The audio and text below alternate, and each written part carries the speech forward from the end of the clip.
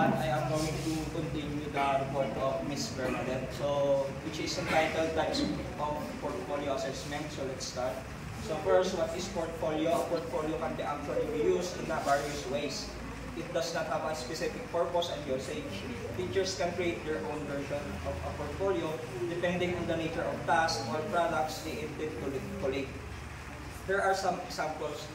Some types of portfolios that can be used in a social studies.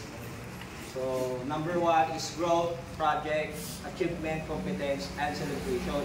These are the types of portfolio. So sinasabi na yung portfolio daw is pwede gamitin sa kahit anong paraan. So depende yan kung anong specific purposes nung yung paggagamitan natin. Sinasabi din na pwede din na dumepende yung isang teacher sa paggawa ng portfolio or yung students sa kung anong klaseng nature of task ang dapat ibigay ng isang teacher at kung anong klaseng achievement ang dapat na matutunan ng isang estudyante. So, yun. Dapat unang-unang tignan. Next is yung growth portfolio na tinatawag or types ng isa sa portfolio. Yung purpose nito is to show progress toward one or more learning goals. So yung nilalaman nito or artifacts to collect is from before, during, and after learning. So hindi ka pwedeng mag-umpisa sa after at saka during kung walang before. Parang step by step siya. Hindi ka makakabuo ng portfolio na growth pag hindi mo na-umpisahan mula sa umpisa. So next, project. Yung purpose nito to document the trajectory of a project. So when we say trajectory, parang step by step din to. Kumbaga, ito-document nyo yung lahat ng draft works na ginawa. When we say draft works, parang kung paano nyo binuo yung isang project na yun. So, ito, sabi nga dito, artifacts to collect, all drafts, kagaya ng sinabi ko, lahat ng all drafts of works during the creation of the product or performance. So, alam ko na yung tindahan nyo kung ano yung ibig sabihin ng drafts of works yun. So, kumbaga, pag sinabing drafts of works, step by step kung paano natin ginawa para makabuo ng project portfolio. Next is tinatawag na achievement. So from the word itself, achievement. So yung purpose nito to demonstrate the current level of achievement over a collection of learning targets. So yung nilalaman nito, artifacts comprising a representative sample of achievement. So more on achievement siya from the word itself. So basta yun. Yung nilalaman niya, more on achievements na natapos ng isang estudyante or pwede rin ng isang teacher. Next is competence. To provide evidence of having attained competence in one or more areas. So yung artifacts to collect nito is representing the highest level of achievement. So parang yung nilalagay lang dito is yung mga highest level of achievement lang ang nilalagay. Kumbaga kung ano yung parang ikaw, yung pinaka-the best of work na ginawa mo, yun yung pwede mo lang ilagay sa achievement portfolio. And last, yung celebration. So, I know.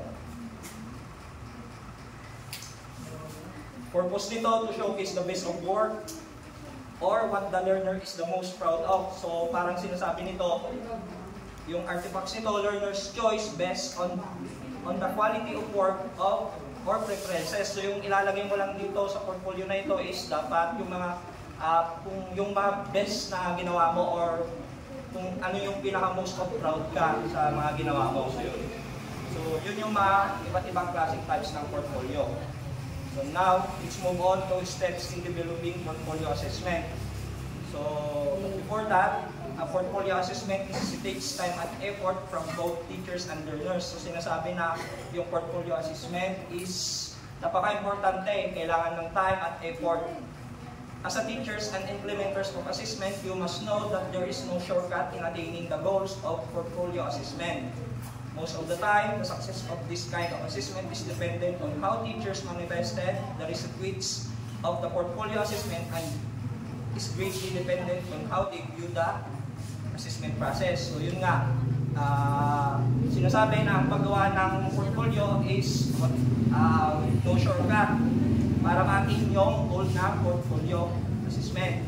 So most of the time, depende yung teachers kung At dapat kasi, pag kagaya ng sinabi ni Miss Bernadette kanina na kapag as a teacher, kailangan from the start of the semester, kailangan ibigay mo na yung rubric or achievement na dapat atin ng mga students kasi yun yung magiging basihan nila para makakuha ng mataas na grade at may pathway sila para matapos nila ng successful yung portfolio na gusto mong ipagawa.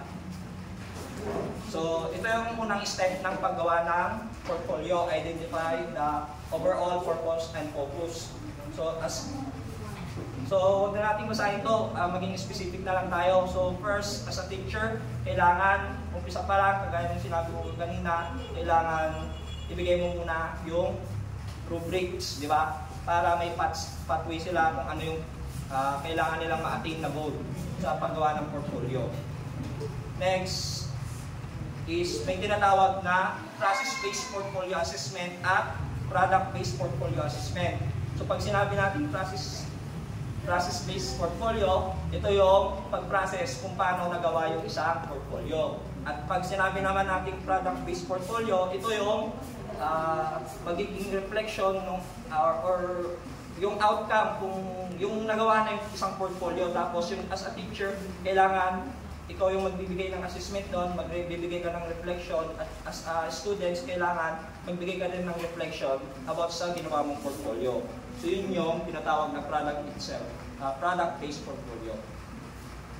Next is identify the physical structure. So parang yung sinasabi dito sa yung pangalawang paggawa ng step ng portfolio is kailangan i-identify mo kung anong klaseng physical structure ng portfolio ang gagawin mo. So merong tinatawag na traditional portfolio at e-portfolio or electronic portfolio na kung saan more on online mo gagawin yon.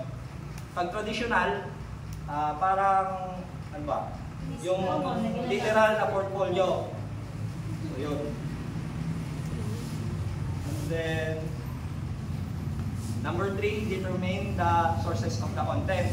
So after, balik tayo sa umpisa, after mabigay yung rubric, after mabigay yung rubrics, tapos nakapag-decide na kung anong physical structure yung gagawin, kung traditional or electronic portfolio, ngayon, determine mo yung mga sources na kailangan mong ilagay sa portfolio.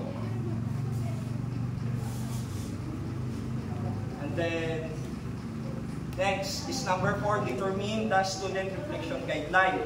So, before implementing your portfolio assessment, make sure that the learners are aware of the processes, content, purpose, and the evaluation process. Allowing the students to know these areas will help them in distinguishing what pursue and what should be given emphasis. In the long run, it is unavoidable that difficult circumstances may arise. So dapat, bago ma-implement yung portfolio, make sure mo na dapat aware yung mga student mo kung anong klaseng content ang kanilang gagawin, anong purpose ng isang portfolio, at yung mga evaluation process na kailangan nila ma-attain. Para mas maintindihan nila kung ano yung ipupursue nila or ipupush nila na gagawin at mabigyang tiin nila yung mga importanteng gawin sa isang portfolio na yon para ma-avoid yung mga difficult circumstances na pwedeng mangyari. And then, during these times, teacher must always back up the children as a facilitator willing to help them achieve what is expected of them. Here comes the principal scaffolding where teachers must give due support in the areas that are unclear and difficult for the learners. So, dapat, as a teacher, syempre, trabaho mo rin na i-facilitate yung students mo. Syempre, dyan papasok yung principles na scaffolding na kailangan mo munang i-guide yung isang students sa paggawa ng portfolio hanggang sa maging independent learners na sila. And then next, identify the scoring rubric, then evaluate. Part of the success of portfolio assessment is when teachers are able to create or adapt scoring rubrics aligned with the learning targets. There are instances that teachers use standardized scoring rubrics which give a great question on the reliability and validity of the results. So, after nilang magawa yung portfolio, kailangan, as a teacher, is i-assess mo na ngayon yung portfolio na ginawa nila. Sa pamamagitan ng binigay mong scoring rubric, then i-evaluate mo kung naka-align ba yung ginawa nilang portfolio doon sa learning targets na binigay mo. And then last, communicate the results of portfolio evaluation. After thoroughly evaluating the portfolio, the terminal step of the assessment process is the announcement of the results. So dito, kailangan yung students, i-present mo niya yung portfolio niya, and then yung teacher, siya yung magiging evaluator kung at i-announce, magbibigay ng reflection or feedback yung teacher kung ano yung mga results ng ginawa ng isang bata na portfolio. It is very much important to emphasize their scores and how they landed those scores.